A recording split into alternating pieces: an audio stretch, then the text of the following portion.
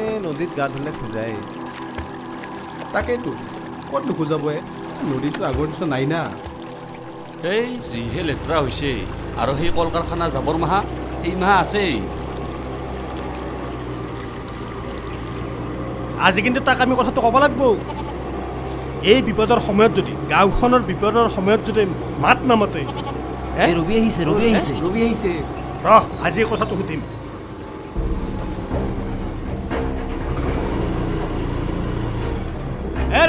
ৰবি শুন।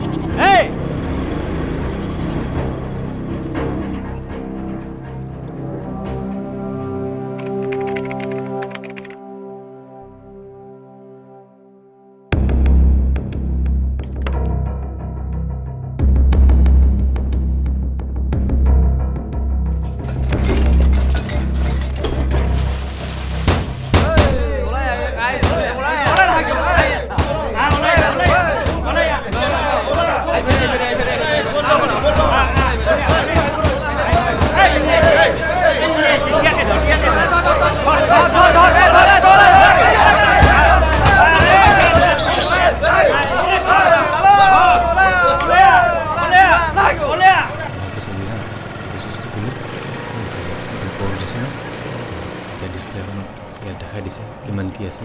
তাৰপিছত এইটো ৰিপিলে আৰু এইটো টিপিলে এইটো চা এতিয়া তলত নামিব। তলত নামি আছে ন আৰু এইফালে সেইফালে এইটো পিছফালে যা সেইফালে ভালকৈ যা কোণাত। কি হৈছে ইহঁতৰ? কি হ'ব আৰু প্ৰতিবাদ বাঢ়ি গৈছে নহয় ইহঁতৰ।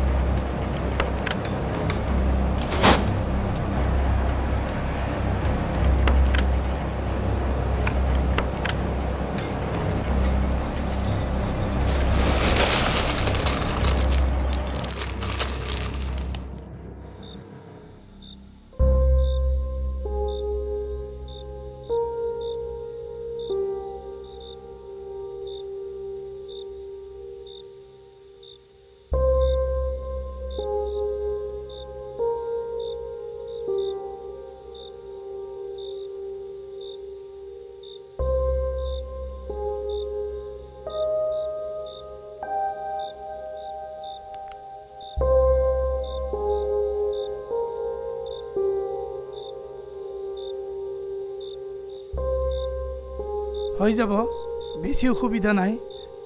মই দুটামান ঔষধ লিখি দিছোঁ, এইটো খুৱাব ভালকৈ আৰু এসপ্তাহৰ পিছত মোৰ চেম্বাৰলৈ লৈ আহিব। ঠিক আছে, আহিছোঁ দে। ছাৰ আহিছিল? চালোঁ ভালকৈ, চিন্তা কৰিবলগীয়া নাই। ঔষধ লিখি দিছোঁ, খুৱাব, ভাল পাই যাব। ঠিক আছে বলক। কি ভাবিছা? কি ভাবিম? ইমান দিনেতো তুমি দেউৰ জৰা ফুকাৰে কাম চলালা। এতিয়া গাঁৱৰ মানুহবিলাকেও কৈ আছে নিজৰ ল'ৰাটোৰ এনেকুৱা অৱস্থাটো তোমাৰ অকণো গাত লগা নাইনে? যোৱা সোনকালে ঔষধকেইটা লৈ আনাগৈ। অকণমান পিছত আনি আছোঁ, ভাগৰত আছোঁ। শুনা, তুমি আজিকালি মোৰ একো কথাতে গুৰুত্ব নিদিয়া হ'লা। মই বুজা নাই তুমি কিয় এনেকুৱা কৰি আছা। তুমি কাইজেনৰ কথাও নভবা হ'লানে? আমাৰ সন্তান নাই বুলিয়ে ভগৱানে কাইজেনক আমাৰ ওচৰলৈ পঠালে। এতিয়া মই গাঁওখনৰ কথা শুনিম নে তোমালোকৰ কথা শুনিম? যা।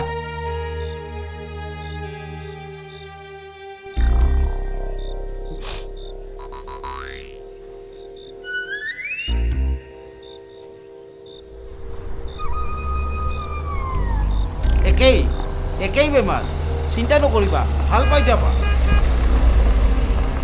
এই জৰা পানীটো লোৱা, গাত লগাবা, ভাল পাই যাবা, চিন্তা নকৰিবা। যোৱা এতিয়া।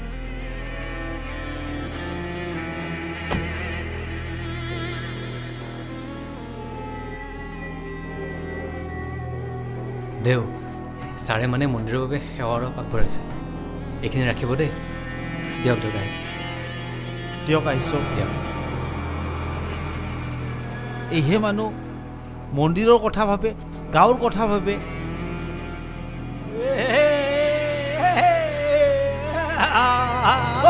তই আকৌ আহিছ, যা ইয়াৰ পৰা।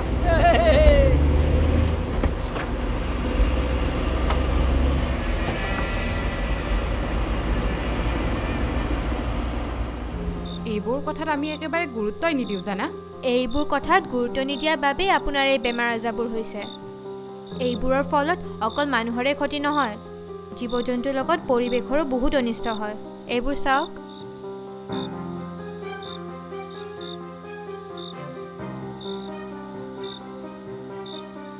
বাপৰে, প্লাষ্টিকৰ ফলত মানুহৰ এনেকুৱা হ'ব পাৰেনে?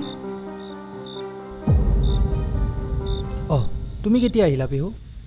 আজি আবেলি আহি পালো পেহা। পাপা, ইউবাই কৈছে প্লাষ্টিক ব্যৱহাৰ কৰাৰ ফলত আমাৰ বহুত ক্ষতি হয়। আমি আজিৰ পৰা প্লাষ্টিক ব্যৱহাৰ নকৰোঁ দেই পাপা। গাটো ভাল পালেনে? অকণমান পাইছে। ভাত বাঢ়চোন, মই আহিছোঁ ৰ'বা। আহা।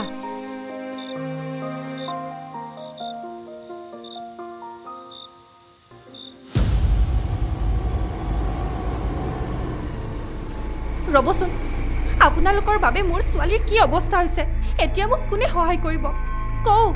এইবোৰ কথা মোক কিয় কৈছা? ডক্তৰক দেখুওৱা। পইচাৰে সহায় কৰিবলৈ মোৰ ঘৰত কোনো নাই, এতিয়া মোক পইচাৰে কোনে সহায় কৰিব কওক। আপুনি কৰিব নকয় কিয় কওক। ক'ত পলাইছে এতিয়া? নিজৰ সন্তানৰ যেতিয়া হ'ব তেতিয়াহে বুজিব।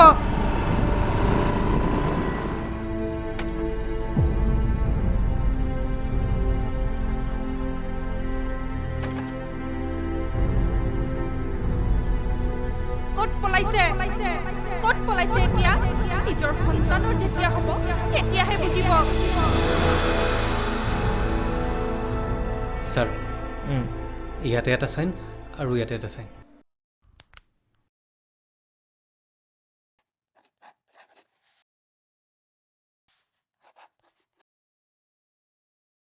ৰবি, ৰবি, ছাৰ তোক মাতিছে। তই এবাৰ মাতিলে শুনা নাপাওঁ নেকি? ছাৰ, মই এটা কথা ভাবি আছিলোঁ। আমি প্লাষ্টিকৰ ঠাইত কিবা বেলেগ ইউজ কৰিব নোৱাৰোঁনে ছাৰ? গাঁৱত বহুতৰে বেমাৰ হৈছে, সকলোৱে আলোচনা কৰিছে। এই কাৰখানাটো বন্ধ কৰাৰ কথাও কৈছে। কাৰখানা বন্ধ কৰবি, যা। ৰ'বচোন, ৰ'ব। আপোনালোকে এটা কথা লক্ষ্য কৰিছে না, আমাৰ গাঁওখনৰ কিন্তু প্ৰায় সংখ্যক মানুহৰ গাত একে লক্ষণৰ বেমাৰ। এই গাতে খুজুৱতীৰ বেমাৰ, কাহৰ বেমাৰ। গতিকে আমি এনেকৈ হাত সাৱটি ঘৰত বহি থাকিলে নহ'ব, আমি প্ৰতিবাদ কৰিব লাগিব। হয়, আপুনি ঠিকেই কৈছে। এই কাৰখানাটো হোৱাৰ পৰা এই বেমাৰটো বেছি হৈছে। বাইদেউ ঠিক কথাই কৈছে। এই কাৰখানাটোৰ যিবোৰ বেয়া বস্তু, সেই বেয়া বস্তুবোৰ সৌ নদীখনতে পেলাব, আৰু সেই নদীখনত আমি গা ধোওঁ, তাৰ পানী আনি আমি খাওঁ। গতিকে কাৰখানাৰ পৰাই বেমাৰৰ উৎপত্তি হৈছে। এই যে আপুনি কাৰখানা বন্ধ কৰাৰ কথা কৈছে, এই কাৰখানাৰ পৰাতো আমি চলি আছোঁ। আৰু আমাৰ গাঁৱত যে সেই হিতেশ আৰু গজেন আছে, তাহোঁতো এই কাৰখানাৰ পৰাই চলি আছে না। কথাটো পিছে নহয়, আমি কাৰখানাৰ পৰাইতো চলি আছোঁ, নে কি কয়? দেহা থাকিলেহে বেহা। ঐ তই যা নাকতে ঘৰ,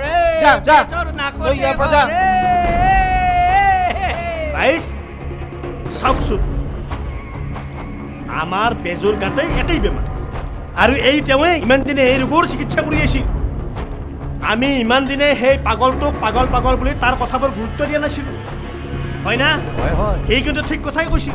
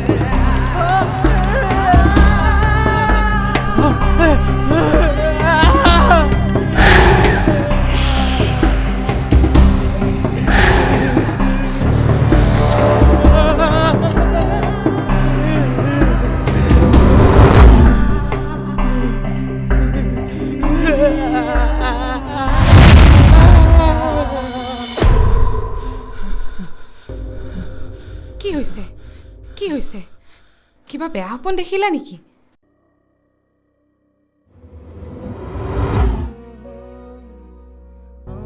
মই যদি মানুহক এই প্লাষ্টিকবোৰ ব্যৱহাৰ নকৰিবলৈ কওঁ মানুহে মোৰ কথা শুনিবনে শুনিবতো কিয় নুশুনিব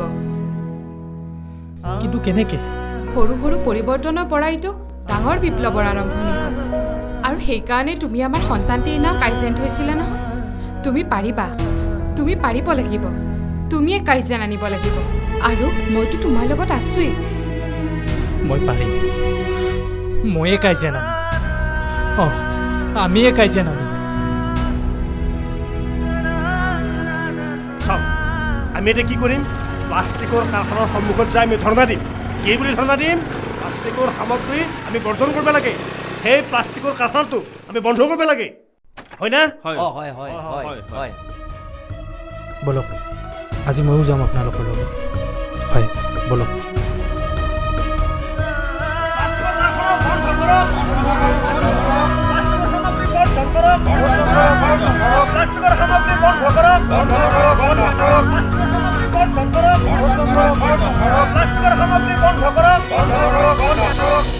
আৰু এনেদৰে গাঁওখনত কৰা সেই প্ৰতিবাদৰ পাছত কাৰখানা বন্ধ হোৱাৰ লগতে তেওঁলোকে নিজেও প্লাষ্টিক ব্যৱহাৰ কৰিবলৈ এৰিলে ফলত সেই গাঁওখন এখনি প্লাষ্টিকমুক্ত নিকা গাঁওলৈ পৰিণত